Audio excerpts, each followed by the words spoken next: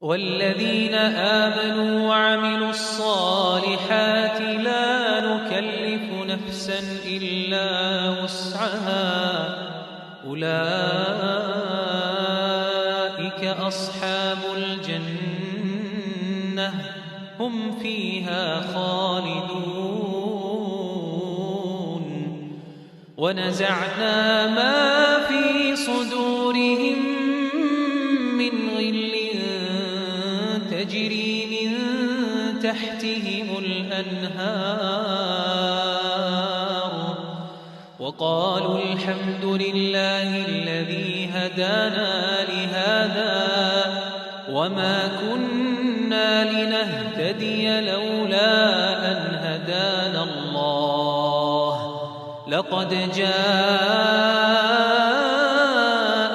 رسل ربنا بالحق